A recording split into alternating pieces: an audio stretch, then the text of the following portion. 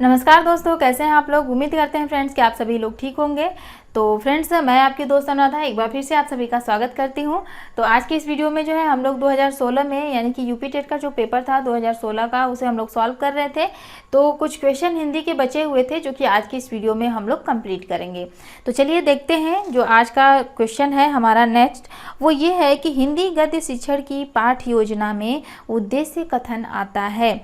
Option A है पूर्व ज्ञान के पश्चात, बी है प्रस्तावना प्रश्न के पश्चात, सी है आदर्श वाचन के पश्चात और डी है मौन वाचन से पहले। पूछा क्या है, हिंदी गद्य शिक्षण की पाठ्य योजना में उद्देश्य कथन आता है। देखिए ऑप्शन ए के दिया हुआ है पूर्व ज्ञान के पश्चात, यानी कि जो पहले का ज्ञान है उसके बाद आता है, तो ये गलत है स्टेटमेंट। बी दिया हुआ है प्रस्तावना प्रश्न के बाद, तो ये जो है हमारा सही हो जाएगा ऑप्शन बी। सी भी देख लेते हैं, आदर्श वाचन के बाद, ये गलत हो जाएगा। मौन वाचन के पहले, ये भी गलत है। ऑप्शन बी ही जो है हमारा परफेक्ट है कि प्रस्तावना प्रश्न के पश्चात।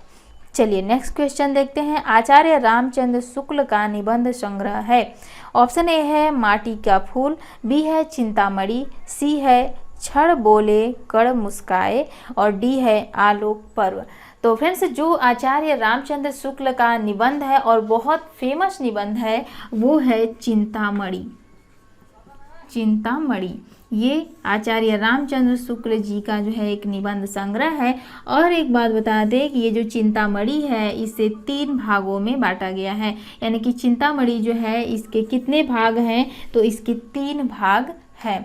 और चिंतामणि का जो पहला भाग है, इस पहले भाग का संपादन किसने किया, तो इस पहले भाग का संपादन आचार्य रामचंद्र शुक्ल जी ने किया। लेकिन दूसरे भाग का संपादन जो है ये विश्वनाथ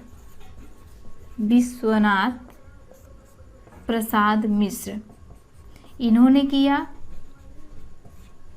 और जो तीसरा भाग है इसका संपादन जो है नामवर सिंह ने किया, नामवर सिंह। और पहले का आचार्य रामचंद्र शुक्ल जी ने किया। यानी कि जो चिंतामणि है ये आचार्य रामचंद्र शुक्ल जी की बहुत ही फेमस निबंध है, ये बहुत ही इम्पॉर्टेंट भी है, आप लोग इसे ध्यान में दीजिएगा।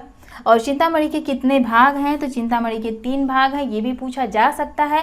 पहले भाग के संपादन जो है आचार्य रामचंद्र शुक्ल जी हैं। दूसरे भाग का संपादन किसने किया, तो विश्वनाथ प्रसाद मिश्र जी ने किया। और तीसरे भाग का संपादन किसने किया, तो नामवर सिंह जी ने किया। ये है आपके अलग अलग चिंतामणि के भाग और उनके संपादन। चलिए अगला क्वेश्चन देखते हैं कि राष्ट्रवादी कवि रामधारी सिंह दिनकर को उर्वशी के लिए ज्ञानपीठ पुरस्कार किस वर्ष दिया गया। ऑप्शन ए है सन 1971, बी है 1972, सी है 1973 और डी है 1974। तो हम आपको बता दें कि इनको जो है उर्वशी के लिए ज्ञानपीठ पुरस्कार जो है 1972 में दिया गया, यानी कि ऑप्शन बी जो है ये सही है। चलिए अगला क्वेश्चन देखते हैं कि निरामिष किसे कहते हैं। ऑप्शन ए दिया हुआ है मांस रहित भोजन, बी है मोक्ष का इच्छुक, सी है रात्रि में विचरण करने वाला और डी है मृत्यु का इच्छुक। तो यहाँ पर पूछा है कि निरामिष किसे कहते हैं, तो निरामिष उसे कहते हैं जो कि मांस की इच्छा न रखता हो, यानी कि जो मांस नहीं खाता हो, मांस से रहित भोजन करता हो। तो यहाँ पर देख रहे हैं कि ऑप्शन ए दिया हुआ है मांस रहित भोजन, तो ये हमारा सही हो जाएगा ऑप्शन ए। चलिए अगला दिया हुआ है शहद शब्द है।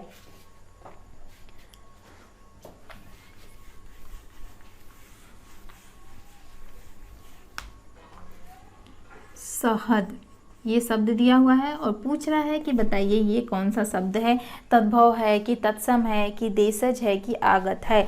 तो यहाँ पर जो है तद्भव, तत्सम, देशज और आगत, ये 4 ऑप्शन हमें दिया हुआ है। तो शहद ना ही आपका तद्भव है, ना ही तत्सम है और ना ही देशज शब्द है। शहद जो है ये आगत शब्द है एक, तो शहद जो है आपका आगत शब्द है। इसी तरीके से जो आपके देशज शब्द होते हैं, तद्भव, तत्सम होते हैं, और भी जैसे कि उर्दू से कौन से शब्द लिया गया है, फ्रांसीसी से कौन से लिया गया है, पुर्तगाली से कौन से लिया गया है, ऐसे बहुत सारे शब्द आते हैं जो कि आपके एग्जाम में ज़रूर एक क्वेश्चन पूछ लिया जाता है। तो ये आप लोग ज़रूर याद कर लीजिएगा। चलिए अगला क्वेश्चन देखते हैं। वनिता का प्रयोग किस अर्थ में होता है। ऑप्शन ए दिया हुआ है जंगल, बी है स्त्री और सी है पुस्तक और डी है व्यवसायी। तो वनिता पूछा क्या है, वनिता। तो हम आपको बता दें कि वनिता का मतलब क्या होता है। तो वनिता का मतलब होता है स्त्री या फिर औरत हो जाएगा, औरत होता है, या फिर जो है प्रिया हो सकता है या प्रेमिका हो सकता है। यानी कि ये शब्द जो है आपका स्त्री, औरत, प्रिया, प्रेमिका, ये सब जो है वनिता का ही अर्थ होता है। तो यहाँ पर देखते हैं कि कौन सा ऑप्शन सही है। जंगल, पुस्तक, व्यवसायी, ये तीनों ही ऑप्शन वैसे ही गलत हो जाएंगे। बी दिया हुआ है स्त्री, और अभी हमने आपको बताया कि वनिता का मतलब स्त्री भी होता है। तो यहाँ पर वनिता का जो अर्थ होगा वो होगा ऑप्शन बी यानी कि स्त्री। चलिए नेक्स्ट क्वेश्चन देखते हैं। मुकुंद किसका पर्याय है? पर्याय यानी कि पर्यायवाची। मुकुंद पूछ रहा है कि किसका पर्यायवाची है। ऑप्शन ए क्या दिया हुआ है? विष्णु, बी है शिव, और सी है सूर्य, और डी है आपका कामदेव। तो यहाँ पर हम आपको बता दें कि जो मुकुंद शब्द है, मुकुंद विष्णु का पर्यायवाची होता है। विष्णु का पर्यायवाची होता है मुकुंद, दामोदर, जनार्दन, गोविंद, उपेंद्र। तो ये सारे जो शब्द हैं ये विष्णु के पर्यायवाची हैं। विष्णु को ही जो है ये सब कहा जाता है। तो मुकुंद जो है किसका पर्यायवाची है? तो विष्णु का पर्यायवाची, जो कि ऑप्शन ए दिया हुआ है विष्णु, और ये हमारा सही हो जाएगा। पर्यायवाची की भी जो है सीरीज जा रही है, कई सारी वीडियो जा चुकी है, और अगर आपने नहीं देखा है तो प्लीज़ जो है आप वो सारी वीडियो ज़रूर देखें, आपको बहुत ज़्यादा हेल्प मिलेगी उससे। और आप जानते हैं कि आपके जो भी यूपी टेट का पेपर होगा, या फिर यूपी टेट या फिर सुपर टेट, कोई भी अगर आप टेट देते हैं तो उसमें जरूर पर्यायवाची आपसे पूछा जाता है, एक या दो। तो ये भी जो है बहुत इंपॉर्टेंट है। तो आप पर्यायवाची भी साथ साथ जो है याद करते चलिए। चलिए नेक्स्ट देखते हैं। अगला दिया हुआ है कि काहेरी नलिनी तू कुम्हलानी, तेरे ही नाल सरोवर पानी। ये जो पंक्ति है इसके रचनाकार कौन है? तो ये बहुत फेमस पंक्ति है, और हम आपको बता दें कि ये जो पंक्ति है ये कबीरदास जी की है। कबीरदास जी की ये पंक्ति है और बहुत ही फेमस पंक्ति है। चलिए देखते हैं। ऑप्शन ए दिया हुआ है जासी, बी है रैदास, सी है कबीर, और डी है दादू। तो ऑप्शन सी हमारा सही होगा, क्योंकि कबीरदास जी की ये पंक्ति है। ऑप्शन सी दिया हुआ है कबीर। चलिए अगला देखते हैं। करपट का तद्भव है। करपट, करपट मतलब क्या होता है? तो करपट का अर्थ होता है कपड़ा। कपड़ा जो है आपका तद्भव है, और इसका तत्सम देखें तो इसका तत्सम जो है करपट हो जाएगा। तो देखते हैं। ऑप्शन दिया हुआ है ए कपट, कपट दिया हुआ है, जो कि कपट नहीं होगा, ये गलत हो जाएगा। बी दिया हुआ है कारपेट, ये भी गलत होगा। सी है कपूर, ये भी गलत होगा। डी दिया हुआ है कपड़ा, तो अभी हमने आपको बताया कि इसका तद्भव जो है करपट का कपड़ा होता है। तो ये हमारा ऑप्शन डी सही हो जाएगा। चलिए अगला देखते हैं। अगला है निम्नलिखित में वर्तनी की दृष्टि से कौन सा शब्द युग्म शुद्ध है? बारात, बसंत। यहाँ पर हम लिख दे रहे हैं।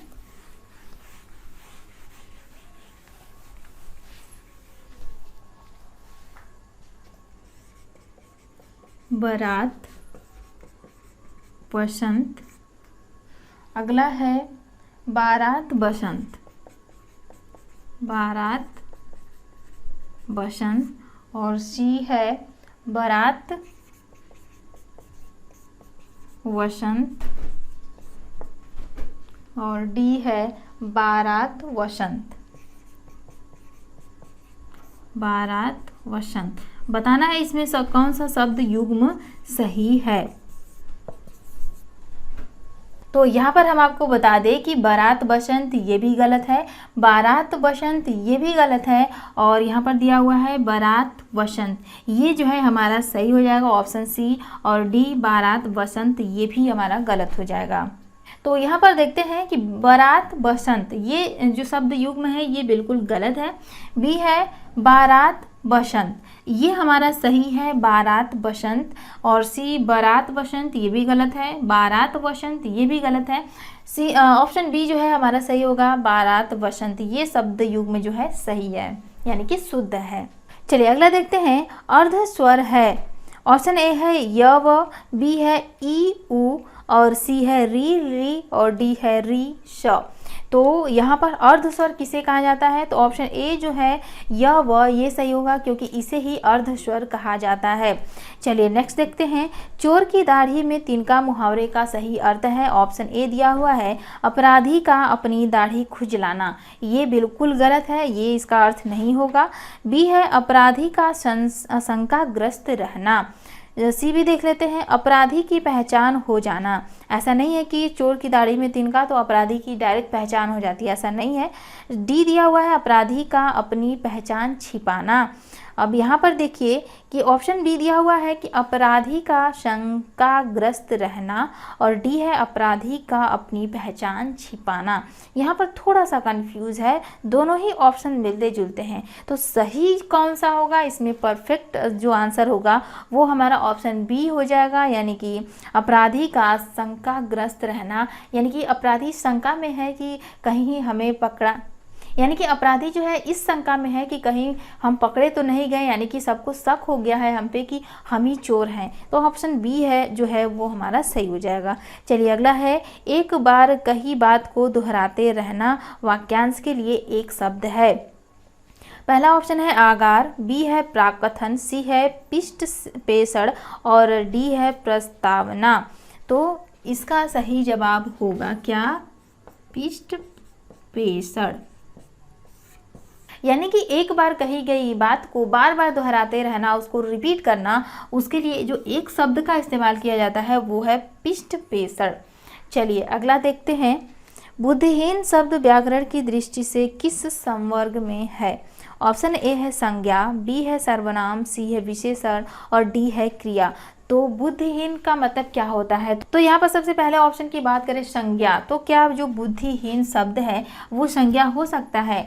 तो देखिए अगर हम किसी को कहें कि जो है सामने वाला जो भी व्यक्ति है, मान लीजिए उसका नाम महेश है, और हम कहें कि महेश बुद्धिहीन है, तो अब यहाँ जो बुद्धिहीन शब्द इस्तेमाल किया गया है वो रमेश के लिए तो किया गया है, लेकिन रमेश को डायरेक्ट नहीं कहा गया है कि बुद्धिहीन है। बुद्धिहीन यानी कि आप जानते हैं कि संज्ञा किसे कहते हैं, किसी वस्तु, व्यक्ति या स्थान के नाम को संज्ञा कहते हैं, और जो सब बुद्धिहीन है ये किसी का नाम नहीं है, ये उसके गुण को बता रहा है, इसकी क्वालिटी है कि कैसा है, तो वो बुद्धिहीन है। तो ऑप्शन ए गलत हो जाएगा, संज्ञा नहीं होगा। बी है आपका सर्वनाम, सर्वनाम भी नहीं होगा, और सी है विशेषण। तो अभी हमने आपको बताया कि विशेषता बताता है किसी की कैसा है, तो बुद्धिहीन है यानी कि उसके पास बुद्धि कम है, तो ऑप्शन सी सही हो जाएगा, विशेषण। चलिए नेक्स्ट है, छत से ईंट गिरी। छत से ईंट गिरी पूछा क्या है, वाक्य में कौन सा कारक है। ऑप्शन ए है अपादान, बी है संबंध, सी है अधिकरण और डी है संप्रदान। देखिए छत से ईंट गिरी, यहाँ पर से दिया हुआ है, से किसका कारक चिन्ह है, कर्ता ने कर्म को करण से संप्रदान के लिए, अपादान से अलगाव के लिए। छत से ईंट गिरी यानी कि छत से जब ईंट गिर रही है तो छत और ईंट का संबंध जो है वो टूट रहा है, यानी कि ईंट जो है वो छत से दूर हो रही है, यानी कि अलग हो रही है, तो अलगाव के अर्थ में बता रहा है। ये जो से है कारक चिन्ह, यानी कि यहाँ पर अपादान कारक हो जाएगा। बहुत ईजी पूछा है तो ये हो जाएगा इसका अपादान कारक।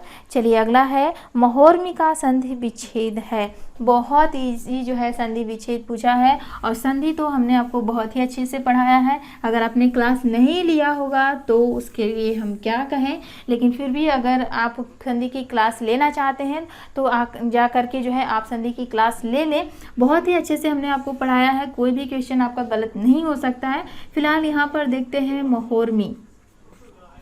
महोर्मी का संधि विच्छेद पूछा है, तो इसका संधि विच्छेद हो जाएगा महा प्लस उर्मी। और अगर पूछे कि इसमें कौन सी संधि है तो इसमें हो जाएगा गुण संधि। कैसे, हमने आपको बताया था कि अगर अ या आ के बाद अगर उ या उ आता है तो इसके स्थान पर ओ हो जाता है, और ओ हो जाएगा। तो देखिए महोर्मी, यहाँ पर ओ की मात्रा दिख रही है, तो महोर्मी में कौन सा संधि हो जाएगा, तो महोर्मी में गुण संधि हो जाएगा। चलिए लास्ट क्वेश्चन देखते हैं, समष्टि का विपरीतार्थी शब्द है। ऑप्शन ए है विशिष्ट, बी है अशिष्ट, सी है अपुष्टि और डी है व्यष्टि। तो समष्टि का विपरीतार्थक यानी कि विलोम शब्द क्या होता है, तो आप जानते हैं समष्टि समष्टि का विलोम होता है व्यष्टि। तो व्यष्टि कौन सा ऑप्शन दिया हुआ है, ऑप्शन डी दिया हुआ है, तो हमारा ये ऑप्शन जो है सही हो जाएगा। तो इसी के साथ फ्रेंड्स यूपी टेट 2016 का जो हिंदी का पेपर था वो कंप्लीट होता है। नेक्स्ट वीडियो में हम लोग जो है अगला देखेंगे, यानी कि यूपी टेट 2017 के हिंदी के क्वेश्चन को सॉल्व करेंगे। तो फिलहाल फ्रेंड्स आज के इस वीडियो में बस इतना ही, और अगर आपको वीडियो पसंद आई हो तो वीडियो को लाइक कर दीजिएगा और साथ ही साथ अपने फ्रेंड्स में शेयर भी कर दीजिएगा। इतना तो आप कर ही सकते हैं, क्योंकि ऐसा नहीं है कि इसमें कुछ खर्च लगने वाला है, कोई पैसा लगने वाला है। बिल्कुल आपको केवल शेयर करना है, लाइक करना है, और इससे हमें बहुत बड़ा मोटिवेशन मिलता है। और हाँ, अगर आप इस चैनल से जुड़ना चाहते हैं तो वीडियो के नीचे सब्सक्राइब बटन दिख रहा है, उस बटन पर क्लिक कीजिए और तुरंत आप हमारे साथ जुड़ जाइए। तो चलिए मिलेंगे नेक्स्ट वीडियो में, तब तक के लिए फ्रेंड्स आप सभी लोग अपना ख्याल रखिए। Have a nice day and thanks for watching.